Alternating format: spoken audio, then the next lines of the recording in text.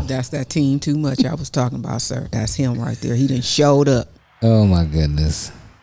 Okay, so you was give us some strategies. You were saying I was talking to a friend. mm-hmm. They had a loved one, a relative to just pass, transition, and it's still very fresh.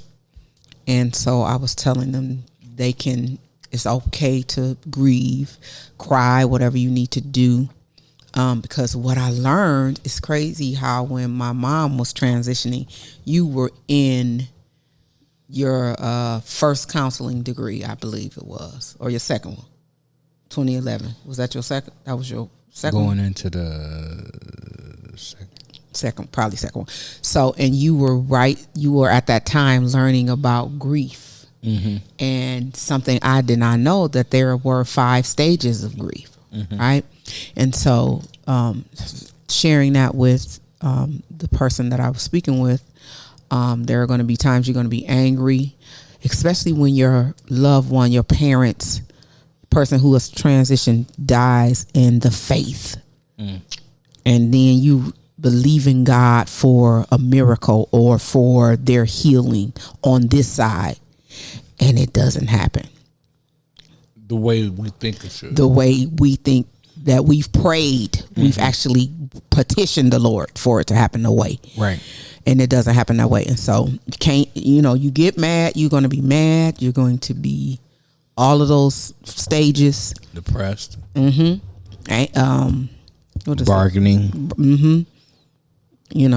All of those things. And so, like, the Lord was so gracious to me in my process because at every step, when I had a question, I always say this about God. I'm excited. I'm happy to be alive. Let me say that. Let me preface it by saying I'm happy to be alive. But man, I got so many questions to ask God about what he was thinking when he created me, right? Because I know he'd be like, sis. So for me, my walk has been certain things he does not let me tarry long in. So do we got to pause? Keep going. He every question at every fork in the road, in that process, he would answer my questions fast because I felt like I know why, because he told me I don't have time to heal you of grief and of anger. So I'm going to answer these questions immediately. And so he would answer. I asked him, I said, Lord, I remember being in the tub talking to him. Like, Lord, if I got half of my mind, and this has happened, how do people who don't know you survive grief and death? And I just sweetly heard Holy Spirit say, I came to win all and lose none. I am very strategic when it comes to life's happenings to people. At their lowest point, that's when they're searching for me. Wow. Right. So it's just every I remember standing at the kitchen sink and looking out the window and not even realizing that I got to see I was raised with 2 different cultures. Yeah. Lord's like, listen, girl, I destined you for that because you will deal with other races, other creeds. So I allowed you to be raised with 2 different cultures. Your life is a very wealthy experience. It's a very wealthy experience. So, yeah, grief is, I'm learning. So I was telling the person that I was speaking to, I know that this month is coming. As long as I keep living, March is going to always come. March is going to come. Mother's Day is going to come. June is going to come because it's Dave's birthday, Father's Day, all those things. So I was telling the person that I was speaking to, I said, I have to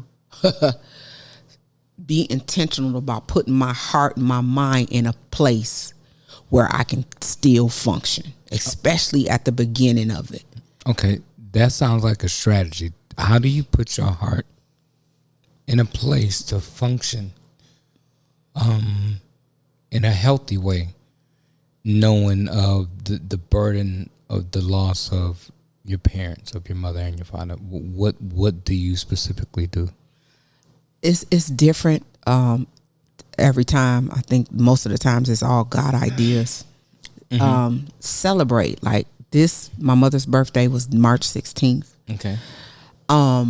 You went and got me some flowers. Flowers are, I used to did not like flowers, y'all, but I love them now. And so you went out and got some flowers and a cake, and we celebrated. And you know, I played BB and CC all day long. So some of the songs I did cry on, right? Yeah. But most of the time it was just me thinking of how she would be responding if she heard this song, and just all of those things. And so I was strategic about putting myself in a place where I wouldn't be sad. I did cry as I was typing up her post about her. Because the one thing that I wish that I could hear her say is, "Child, I'm so proud of you." Because child was her word. Yeah. So just being intentional about turning the tears into celebratory moments. Yeah. That is like a thing, because you're gonna cry and it's okay. That's an emotion. Your tear ducts show that they work when you cry. We were created with tear ducts, I think. Right, and so they work. That's all of it. Right, and so being in that moment, processing through that, looking at pictures sometimes. Yeah. That helps me a lot. Grabbing memories, okay. Grabbing, turning tears into laughter. My mother was hilarious. Man, she would say some crazy stuff. Really? Yeah, and so would Dave. Oh my gosh, Dave. That Dave, oh my goodness. So yeah, just being able to go to those spaces. Yeah. Yeah. It is like our story. Like, I don't know. It's interesting you talk about preparing your heart to function. I think it had started because it was so abrupt, and it was just so, you know, we would go home. We would go back to your hometown every year, and when that whole situation happened, it was just like we was in a movie, and surgeon and blah blah blah. And we go, and then even still, like it just, when life is a constant, and the sun is still shining, and things are still going, and our kids are getting bigger, and now our youngest, who's graduating high school, you know, he was 5. He was 5? 2011, 2006, he was 5. Yeah. Wow. And so I was leading in to say, like, that's still a pain that I don't know.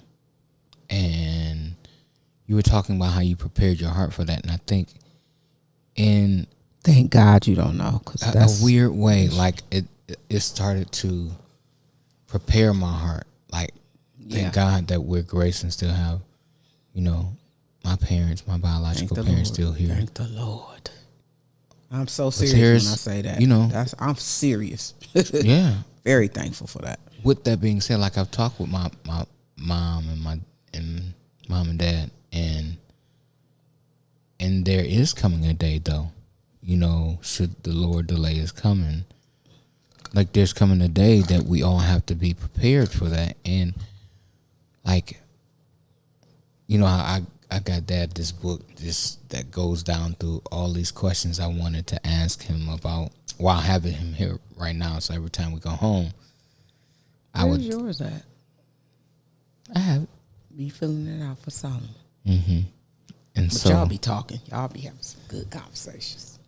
So what I've been trying to do is transition to this point to where, like, I have my sister as well, who her birthday It's 4 days before my mom's. Right. And so when we moved down here, so look, I don't know if you paid this any attention. Your sister passed in March the 20th. What day did she? 2 days before her birthday, the 10th. The 10th. Yeah. Her birthday was the 12th. Yeah. My mother passed. Her birthday was the 16th. She passed on the 29th. Really? Yes. That's one of the reasons why I kept asking God, please don't let Carmita leave here in this month. Like, come on, Lord. And her funeral was in April. Wow. Beginning of April. Yeah. And so, interesting. Yeah. So we know of grief from the child parental side, but now the sibling side. I remember it was such a like right now I am older than Carmita was when she passed. Yeah. And by about 2 years. 2 years, yeah. And so I remember the first year or two, it was the weirdest thing because my mind wasn't up to speed. And so when I would call home, I would be like, hey, Mom, hey, whoever, how's this person? And I would unconsciously, and like my heart and my mind weren't in the current state of her reality of her physically not being here. And that was different and difficult. And I would just have moments where it was just being annoyed of the absence of a person, of an individual that they've been here with you all your entire life. Yeah. And so death becomes, even though it's a natural thing, it becomes unnatural when you've always had this constant presence. And so you talked about strategies and how you dealt with yours as far as your parents and holding on to those memories. My sister Carmita has a son and a daughter and son, and hey Coco, Coco and TJ and Jaria and Therese Jr. Yeah. And Therese, we grew up together. I remember Therese used to walk to church every Sunday. And the church was an official, it was at least a mile or a mile and a half. Rain, sleet, sun, or shine. It didn't matter. You would see Reese early in the morning walking down to Shiloh Baptist Church. And I seen him take care of my sister until she passed away. Jeff, do his part. I was there. Twice. I was literally there and just going to see her and saying goodbye. And it was just so surreal. It was so surreal. He was just such a champion. A champion of love, just to love her right through all the challenges that she had faced and went through, and then our children who's still here. And so I wanted us just to have this very tough conversation. Most people see us in a very light, airy space, but we deal with stuff too. Yeah. Stuff happens to everybody. The scripture says, "Life be lifing, yeah, but God be God." Look, say that, sis. Life be lifing, but God be God. I receive that. Yes, sir.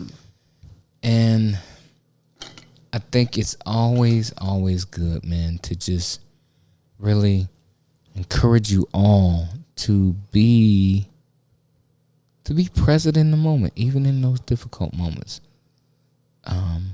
be a friend. Be, Job had some friends, and some of them came to him and was like, man, what you do? Then they went to an area where they just couldn't speak, or you couldn't articulate in the moment. And so we just want to make sure that we can share this conversation with you all, to know that you have a friend in me. And that I think us having each other, not the Lord together. Thank the Lord, bro. Yeah, not that it was easy, but I think we were able, our presence in each other's life absolutely helped to lighten the load a little bit. And our grief process. So grief, I believe, is going to do one of two things with regards to relationships. I love when you say this. It's going to either draw you closer to the Lord or make you lose your mind. Especially if somebody leaves here in the faith, because you thinking and you've known God and served Him, and you didn't answer my prayer, Lord, the way I thought that you were going to answer it, right? And so I feel like having you, I've seen people pull apart because they become an island. Yeah. And they don't lean on the love and support of the person, because I don't know sibling death. She was my sister. No, I got but you. personal to me, yes, I don't know sibling. Thank you, Jesus, because I don't know if I'm built for that. Like, they get on my nerves. What sibling doesn't get on? When I say you're the oldest, so peeps, all of us who are the youngest or the younger ones, our assignment was to get on y'all's nerves. Yeah. So. And so I don't know that, and I don't want to. I don't want to be acquainted with that. But you, sir, have not experienced parental grief. Right. Except for our spiritual mama. And that's another. That was different. We had there was a moment where we had close people who were incredibly close to us. And it was just just leaving it. Time is filled. It was transition. And then we, our oldest son, he just had an incredible loss. His father. I still can't believe that preacher is not here. Lord have mercy. But anyway. And so, these are tough conversations that you have to carve out, and you have to sculpt a space where you can have these conversations. They are helpful. They are healthy. When you have them in an effective way to communicate, they will be fruitful. Right. And so we just kind of wanted to share that with you all. To share that grief is a real thing, and loss and all those things.